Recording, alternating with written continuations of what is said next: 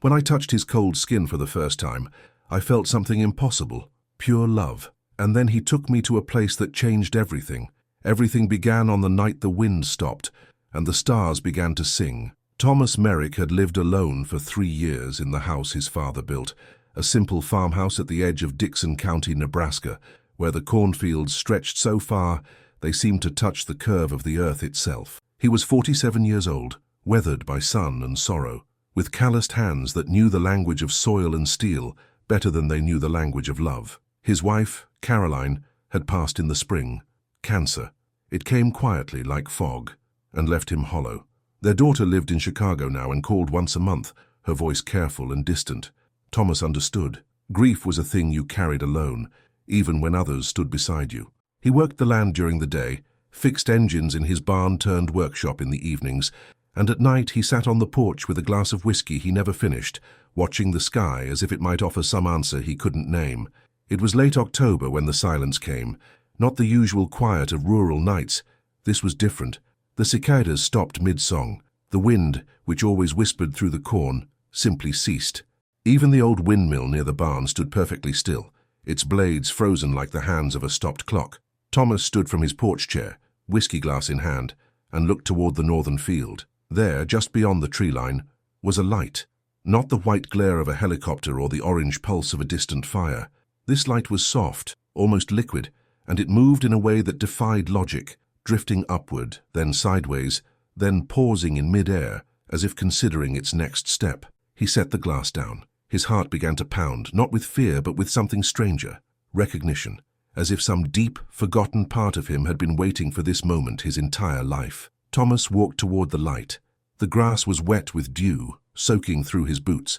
The air felt thick, charged, like the moments before a lightning strike. As he crossed into the field, the light began to descend, slow and deliberate until it hovered just above the ground, near the edge of the woods, and then it vanished.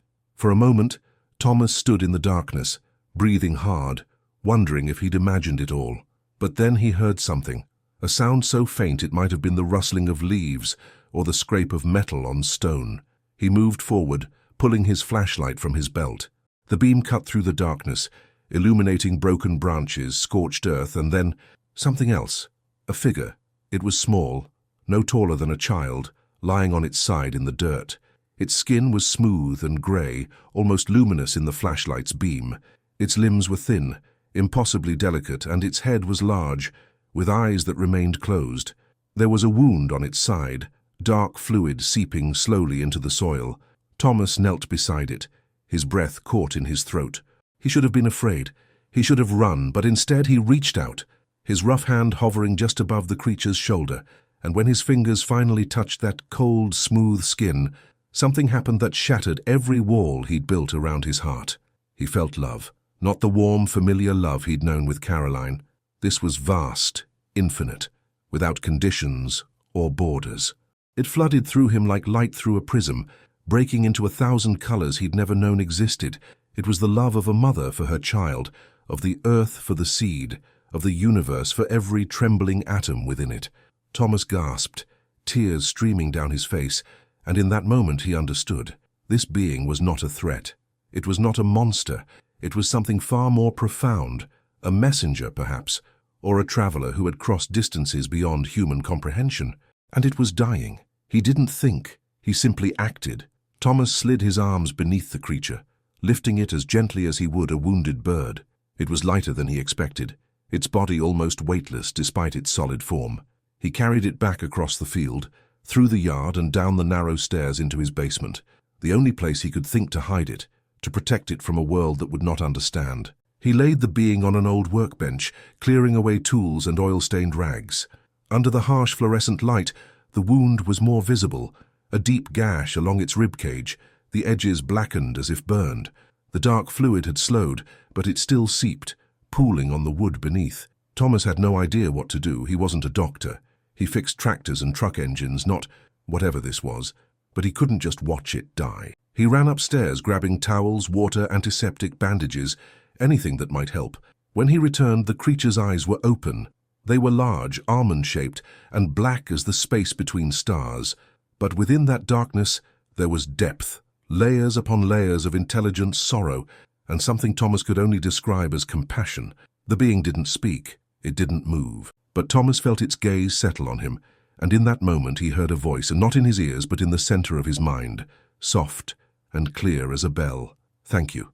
Thomas froze, towel in hand, staring into those impossible eyes. "You are kind. You are rare," Thomas whispered, his voice breaking. "I don't know how to help you. I don't know what you need. You have already helped.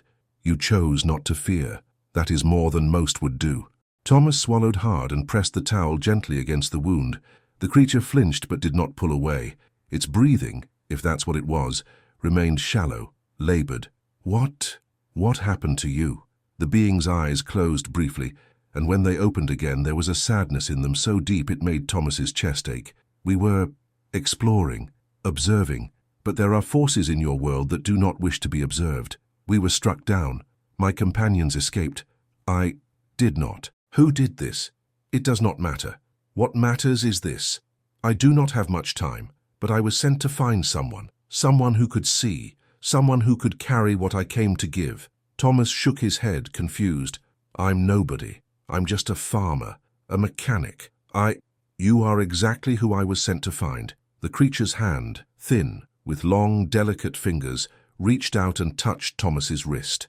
The moment their skin met, the world dissolved. Thomas was no longer in his basement. He was standing in a place that had no name. The ground beneath him was not ground. It was light, solid yet translucent, humming with a frequency that resonated in his bones. The sky above was not sky. It was a tapestry of colors that shifted and breathed, woven with threads of gold and silver, and something beyond color altogether. And all around him, there were beings, not like the one in his basement. These were made of light itself, formless yet intentional, moving in harmonies that seemed to be both music and language. They did not speak, but Thomas understood them. They were singing the universe into existence, moment by moment, breath by breath. This is what you call heaven, but it is not a place. It is a state, a frequency, a way of being. Thomas turned, searching for the source of the voice, and found the grey being standing beside him, whole, healed, radiant. Its eyes were no longer filled with pain, but with a peace so complete it brought Thomas to his knees. This is real as your sorrow, as real as your love. You have always known this place, Thomas. You have felt it in the moments when you held your wife's hand, when you watched your daughter laugh as a child, when you stood in your fields and felt the sun on your face. You have touched heaven 1,000 times. You simply did not know its name. Tears poured down Thomas's face. "Why are you showing me this?" "Because your world is forgetting. Humanity is drowning in noise, in fear, in the illusion of separation. But the truth remains. You are not alone. You have never been alone. And soon, there will come a time when the veil will thin, when those who are ready will step through, when heaven and earth will no longer be divided. You're talking about the end times, the rapture." The being tilted its head, and Thomas felt something like a smile, though the creature's face did not change. "You call it many names. Rapture, awakening, ascension, transformation. But it is not an end, it is a beginning, a return to what you always were. And what about those who aren't ready? They will have more time, more chances. Love does not abandon, it waits." Thomas looked around at the beings of light, at the colors that sang and the harmonies that wove through everything. He felt his heart expand, felt the grief that had lived in him for 3 years begin to soften, not disappearing, but transforming into something else, with gratitude, perhaps, or acceptance. "Caroline, is she here?" The being placed a hand on Thomas's shoulder, and suddenly he felt her. Not her body, not her voice, but her essence. The warmth, the laughter, the steadiness that had been the foundation of his life. She was here. She had always been here. She was woven into this light, this music, this infinite presence. She has been with you all along. Love does not end, Thomas. It only changes form. Thomas wept, not from sorrow, but from a joy so fierce it felt like fire. And then, as gently as it had come, the vision began to fade. Thomas gasped, blinking, and found himself back in his basement, kneeling beside the workbench. The creature's hand still rested on his wrist, but its grip was weaker now. "Don't go, please. I don't want to be alone again. You will never be alone. You have seen, you have felt. You will carry this forward. Not with words, Not with preaching, but with presence, with kindness, with the way you live. The creature's eyes began to close. What do I do? Live, love, remember. And then the being was still. Thomas sat there for a long time, his hand resting on the creature's chest, feeling the faint warmth that still lingered. He didn't cry. He didn't pray. He simply sat, holding the silence, holding the memory of what he had seen. When dawn came, he carried the body outside and buried it beneath the old oak tree at the edge of the property, the same tree where he and Caroline had carved their initials 40 years ago. He didn't mark the grave. He didn't need to. In the weeks that followed, Thomas did not speak of what had happened. He didn't call the news, didn't tell his daughter, didn't confide in the pastor at the church he no longer attended. But something in him had changed. He moved through his days differently now, slower, more deliberate. When he worked in the fields, he noticed the way the light fell through the cornstalks, the way the earth smelled after rain. When he fixed an engine in his workshop, he marveled at the intricate design, the way every part worked in harmony with the others. He began to smile at strangers in town. He offered help without being asked. He listened more than he spoke, and when he looked at the sky at night, he no longer felt alone. People noticed, they didn't know why, but they felt calmer in his presence, lighter. Some said he seemed wiser, others said he seemed at peace. Thomas didn't explain, he simply lived. And sometimes late at night, when the wind was still and the stars were bright, he would stand in his yard and remember. He would remember the light, the music, the love that had no end. He would remember that heaven was not a distant place, but a frequency, one that hummed beneath every living thing waiting to be heard. And he would whisper to the darkness, to the stars, to the memory of the being who had shown him the truth, "Thank you." One evening, nearly a month after the encounter, Thomas's daughter called. Her voice was strained. She'd lost her job, she said. Her marriage was crumbling. She didn't know what to do. Thomas listened. He didn't offer solutions or platitudes. He simply said, "Come home," and she did. When she arrived, she found her father different, not broken by grief, but softened by it, made whole in a way she couldn't explain. They sat on the porch together, drinking coffee, watching the sun set over the fields. "Dad, you seem different."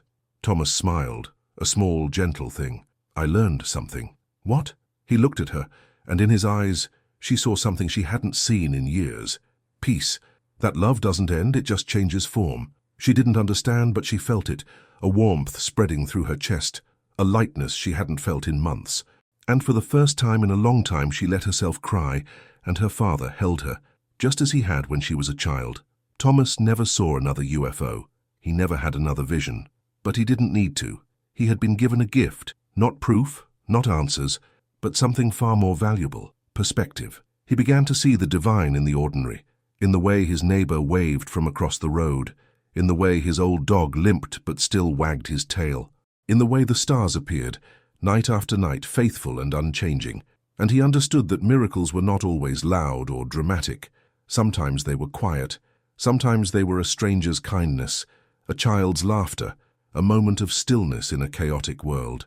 Thomas began to write, not for publication, but for himself. He filled notebooks with thoughts, with questions, with fragments of what he'd seen and felt. He wrote about Caroline, about the being, about the light that sang. And in writing he found a new language, one that didn't need words, only presence. Years passed. Thomas grew older, his hair white, his hands slower, but his eyes remained bright, and his heart remained open. People in town began to seek him out, not for advice, but for something they couldn't name. They would sit with him in his workshop, or walk with him through his fields, and leave feeling different, lighter, more hopeful. Some called him a wise man, others called him a mystic. Thomas just smiled and said nothing. Because he knew the truth, he was not special. He was simply a man who had been shown something vast and terrible and beautiful, and who had chosen not to look away. He was a man who had touched the skin of the infinite and found it warm. On a cold December night, Thomas lay in his bed, his breath shallow, his body tired. His daughter sat beside him, holding his hand. Outside, the first snow of the season began to fall, soft and silent. Thomas closed his eyes and felt it. The familiar hum, the frequency he had learned to recognize. It was close now, closer than it had ever been. And then he saw them. Not the grey being, not the beings of light, but Caroline. She stood at the foot of his bed, radiant and whole, smiling the way she used to when they were young. Behind her, The walls of the room seemed to dissolve, revealing the endless tapestry of light, the music that wove through all things. "It's time. Come with me." Thomas smiled. He looked at his daughter, who couldn't see what he saw, and squeezed her hand one last time. "I love you." And then he stepped through. Perhaps heaven was never above us. Perhaps it was always the light that appears when we stop running. Perhaps it was always here, woven into every breath, every heartbeat, every act of love. And perhaps the aliens were never invaders. Perhaps they were messengers, sent to remind us of what we had forgotten, that we are not separate from the divine, but expressions of it, that we are not alone, that we have never been alone, truth or fiction. Perhaps not even the storyteller knows. Here the stories exist to touch and make you reflect. The magical only reveals itself to those who allow themselves to feel, not to those who insist on seeking certainties.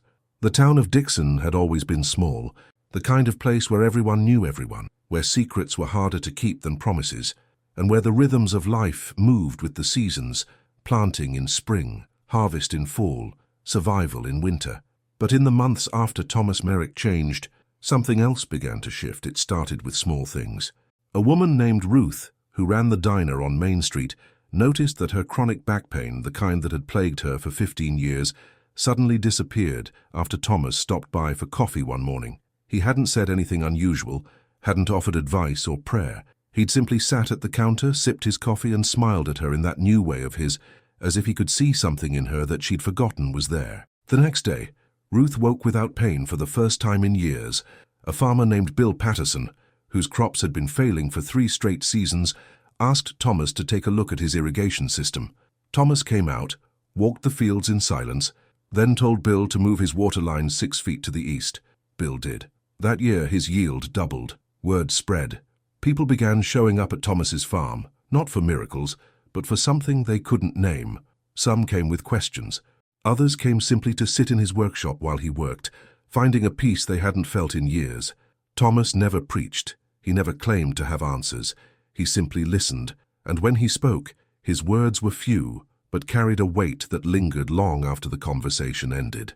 One afternoon, a young man named Daniel arrived at the farm. He was 23, hollow-eyed, with the look of someone who'd been running for a long time. He'd heard about Thomas from his mother, who'd heard about him from Ruth at the diner. Daniel didn't knock. He just stood at the edge of the property, staring at the farmhouse as if it were a place he both longed for and feared. Thomas saw him from the porch and walked out, slow and steady, the way he did everything now. "You looking for something?" Daniel's jaw tightened. "I don't know. Maybe." Thomas nodded. "Come inside. I'll make coffee." They sat at the kitchen table, the kind of silence between them that wasn't uncomfortable, just open. Daniel stared into his cup, his hands shaking slightly. "I don't know why I'm here." Thomas took a sip of his coffee. "That's all right. Sometimes we don't need to know." Daniel laughed, bitter. "Everyone says that, like it's supposed to make things better." Thomas didn't respond. He just waited. Finally, Daniel spoke again, quieter this time. "I've been thinking about ending it. My life. I don't see the point anymore." Thomas set his cup down, leaning back in his chair. He didn't look shocked or alarmed. He just looked present. "You ever stand outside at night and look at the stars?" Daniel frowned, thrown by the question. "What? The stars? You ever really look at them?" "I guess." "Why?" Thomas smiled, small and knowing. "Because they're billions of years old. Some of them are already dead, but their light is still traveling, still reaching us, still shining." Daniel stared at him. "I don't get what that has to do with anything." Thomas leaned forward, his voice gentle. "You think your light is gone, but it's not. It's still traveling, still reaching people. You just can't see it yet." Daniel's eyes filled with tears. He looked away, ashamed. "I don't feel like I matter. You do, more than you know." "How do you know that?" Thomas paused, then said quietly, "Because I've seen what's on the other side, and I can tell you, with absolute certainty, that every single life matters. Every single choice, every single moment. You're not an accident, Daniel. You're part of something so vast and so beautiful that you can't even imagine it yet. But you will, if you stay." Daniel broke. He sobbed, his whole body shaking, and Thomas sat with him, one hand resting gently on the young man's shoulder, saying nothing, just holding space for the grief to move through him. When Daniel finally left, hours later, he looked different. Not healed, exactly, but lighter. As if someone had opened a window in a room that had been sealed shut for years. Thomas watched him drive away, then looked up at the sky, where the first stars were beginning to appear. "Thank you," he whispered. As winter deepened, Thomas's daughter, Emily, decided to stay. She'd left Chicago, left her failing marriage, left the life that had been suffocating her for years. She moved into her old bedroom, the one with the faded wallpaper and the window that overlooked the fields. At first she didn't know what to do with herself. She'd spent so long running, so long trying to build something that looked like success, that she'd forgotten how to simply be. But Thomas didn't push. He just let her exist, let her wander the property, let her sit in silence on the porch while he worked. One evening, as they sat together watching the sunset, Emily finally spoke. "Dad, what happened to you?" Thomas didn't answer right away. He just watched the sky, the way the light turned everything gold, the way the shadows stretched long and soft across the land. "I met someone," he said finally. "Someone who showed me that everything I thought was broken wasn't. It was just changing." Emily frowned. "Who?" Thomas smiled. "It doesn't matter. What matters is what I learned." "Which was?" "That love doesn't end. It just changes form." Emily felt tears prick her eyes. She'd heard him say that before, but this time something in his voice made it real. "I miss her," Emily whispered. "I miss Mom so much." Thomas reached over and took her hand. "I know. So do I. But she's not gone. She's just different now." "How can you be so sure?" "Because I've felt her, and because I've seen where she is." Emily looked at him, searching his face. "You sound crazy, you know that?" Thomas laughed, warm and genuine. "Maybe I am, but I've never been more certain of anything in my life." They sat in silence for a while, and then Emily said, "I don't know what to do with my life, Dad. I feel so lost." Thomas squeezed her hand. "You're not lost. You're just in between. That's not the same thing. What's the difference? Lost means you don't know where you are. In between means you're on your way somewhere. You just can't see it yet." Emily smiled despite herself. "When did you get so wise?" Thomas shrugged. "I didn't.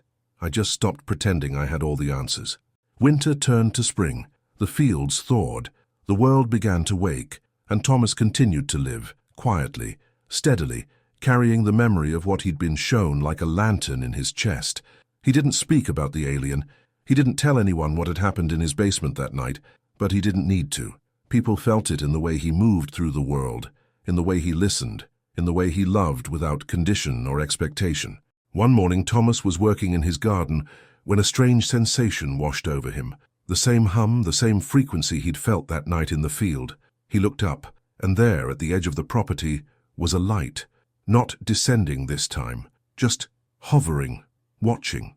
Thomas stood, wiping the dirt from his hands, and walked toward it. As he got closer, the light pulsed, gentle and rhythmic, like a heartbeat, and then he heard the voice again, soft and familiar.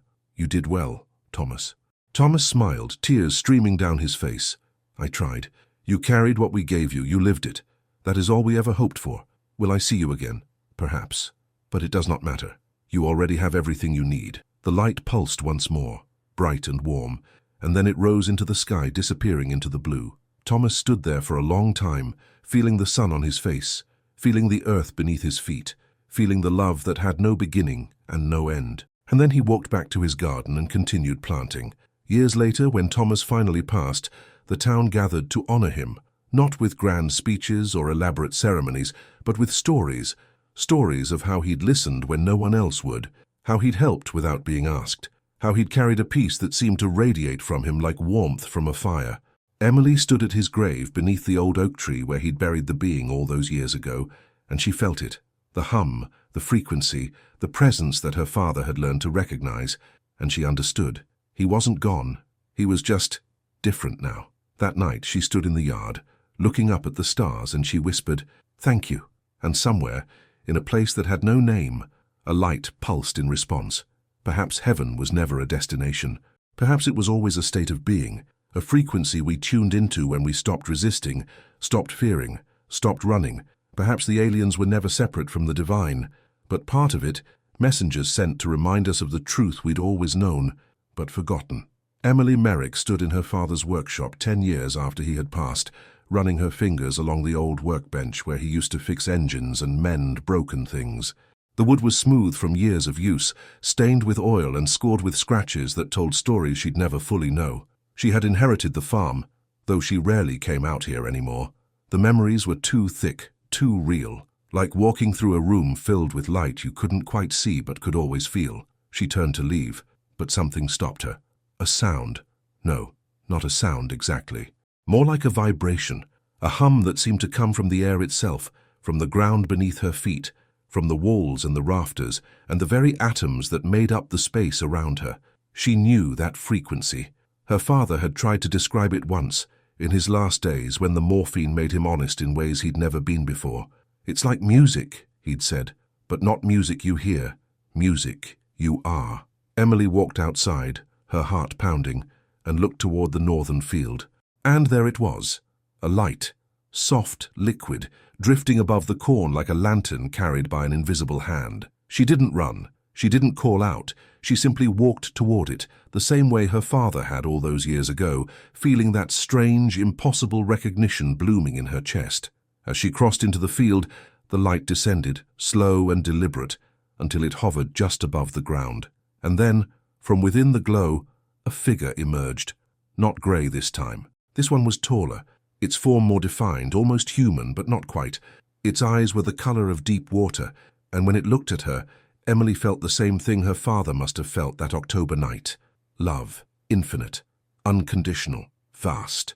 "We have been waiting," the voice said, gentle and clear in the centre of her mind. "Your father carried the seed. Now it is time for you to water it." Emily's breath caught. "What do you mean?" The being stepped closer, and Emily saw that it held something in its hands, a small sphere, glowing faintly, pulsing with the same rhythm as a heartbeat. "This world is waking," it said. "The veil is thinning.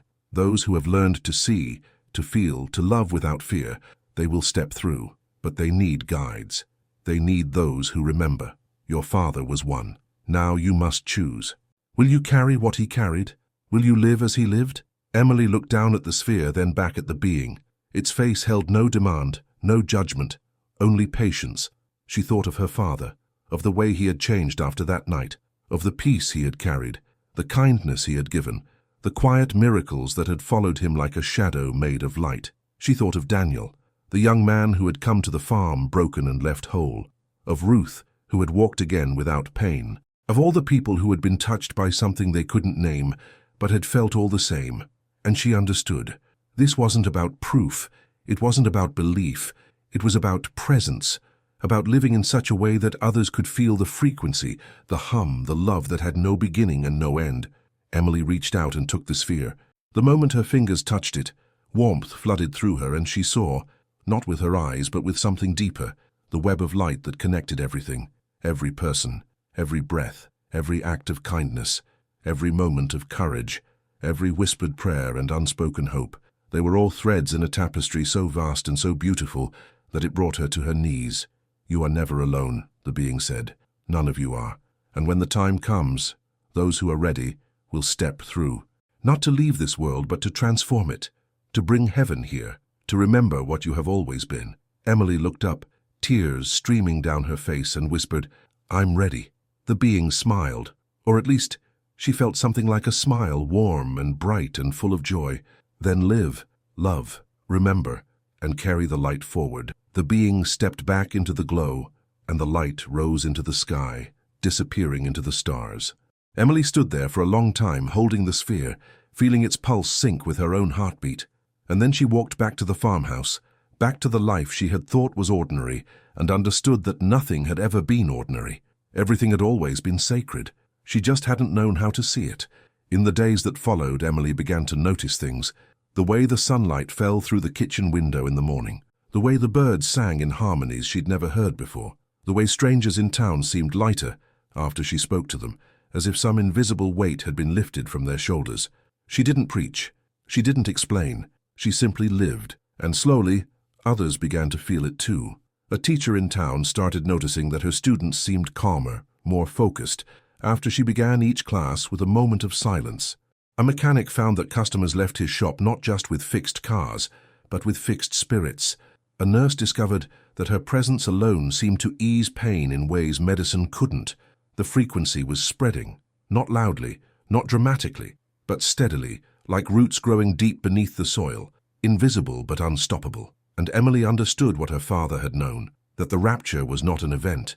It was a process, a gradual awakening, a remembering of what humanity had always been but had forgotten, that heaven was not a place you went to when you died. It was a state you stepped into when you stopped running, stopped fearing, stopped believing you were separate from the divine. It was here. It had always been here, and those who learned to see it, to feel it, to live it, they would be the ones to bring it forward, to transform the world, not through force or preaching, but through presence, through love. Through the simple, quiet act of being awake, Emily stood on the porch one evening, watching the stars emerge, and she felt her father beside her, not his body, not his voice, but his essence, his peace, his love. And she whispered to the darkness, to the stars, to the memory of the being who had given her the gift her father had carried, "Thank you." And somewhere, in a place that had no name, a light pulsed in response. Perhaps the transformation was already happening. Perhaps it had been happening all along. Perhaps every act of kindness, every moment of presence, every choice to love instead of fear was another thread woven into the tapestry of a new world, a world where heaven and earth were no longer divided, where humanity remembered what it had always been, where we finally understood that we are not alone, that we have never been alone, that we are and have always been expressions of the infinite. Truth or fiction, perhaps not even the storyteller knows. Here the stories exist to touch and make you reflect. The magical only reveals itself to those who allow themselves to feel, not to those who insist on seeking certainties. If this story moved something within you, if you felt the frequency, the hum, the love that connects all things, then perhaps you are ready to hear more. Subscribe to this channel for more stories that awaken, that inspire, that remind you of the light you carry within. Because the world needs more people who remember, more people who live from that place of infinite love, more people who understand that heaven is not a destination, but a way of being. And perhaps, just perhaps, you are one of them. Subscribe now and step into the frequency. The light is waiting.